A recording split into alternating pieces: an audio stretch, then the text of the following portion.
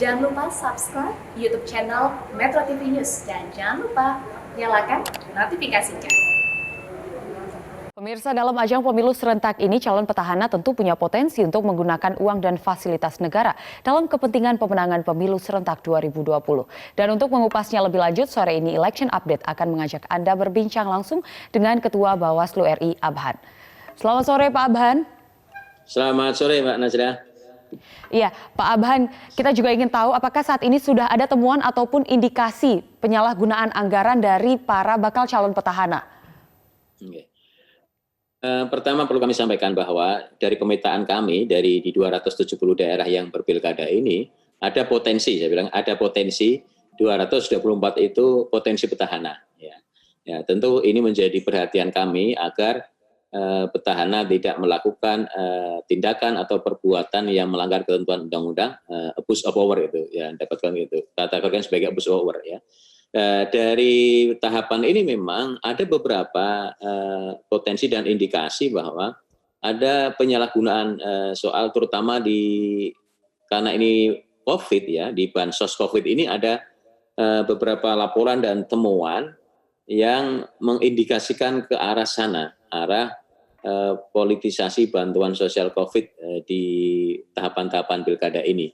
Nah, tentu ini yang kita tidak harapkan, kami tidak harapkan, ya, tentu membutuhkan komitmen moral, komitmen dari pasangan calon, ya, dan tim kampanye pasangan calon untuk tidak menyalahgunakan kewenangannya sebagai petahana atau menyalahgunakan bantuan sosial COVID ini untuk kepentingan politik praktis pasangan calon atau tim kampanyenya.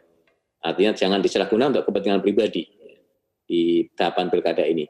Nah, ada beberapa daerah sudah kami temukan hal itu, maka karena ini belum menjadi pasangan calon, belum ada penetapan pasangan calon, maka kita teruskan kepada lembaga yang lain ya, yang terkait dalam hal ini adalah Mendagri ya.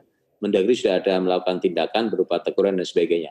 Dan inilah yang kami lakukan. Tapi kalau nanti setelah ada pasangan calon, penetapan pasangan calon, pasca tanggal 23 September, ada petahana yang dapat dikualifikasi memenuhi unsur rumusan pasal 71, maka bisa kena sanksi yang paling berat administrasi adalah sanksi diskualifikasi. Oke, jadi harus memasuki tahapan sebagai calon terlebih dahulu ya, baru bisa terdeteksi dari Bawaslu. Dan Pak Abhan, apakah saat ini sudah masuk ke dalam indeks kerawanan pemilu dalam kasus penyalahgunaan ini? Kami sudah bagian dari dimensi kontestasi dan dimensi politik. Jadi parameter ini, indikasi ini sudah menjadi perhitungan kami di dalam indeks kerawanan pilkada yang kami launching beberapa bulan yang lalu ya. Jadi termasuk kenapa kami memetakan dari 270 ada 224 ya, potensi petahana, karena tentu modus pelanggaran petahana ini tentu akan berbeda dengan modus pelanggaran non petahana. Ya, terutama karena apa, bahwa petahana ini kan mempunyai akses ya, akses anggaran ya, akses ASN, akses birokrasi dan sebagainya. Inilah saya kira yang kami petakan agar tidak terjadi potensi-potensi pelanggaran tadi yang kategorinya adalah penyalahgunaan kewenangan ketika menjadi petahana. Meskipun bahwa ada aturan ketika memasuki masa kampanye nanti, ya, maka petahana ini harus cuti ya, di luar tanggungan negara. Jadi selama masa kampanye harus cuti sampai 3 hari sebelum hari H pemungutan, yaitu masa tenang. Pak Abhan, jika memang sudah terbukti ada yang bersalah ataupun penyalahgunaan dilakukan oleh bakal calon petahana, ini sanksi apa yang akan diterapkan? Ya. Jadi sanksinya ada 2 hal ya. Bisa sanksi ketika proses pidananya memenuhi unsur pidana, bisa kena sanksi pidana, dan sanksi administratif bisa kami rekomendasikan untuk didiskualifikasi.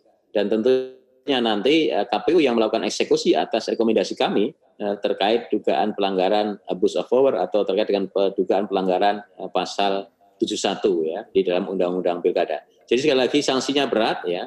Ada 2 sanksi, bisa kena sanksi pidana dan juga bisa kena sanksi administratif berupa paling berat adalah diskualifikasi sebagai pasangan calon.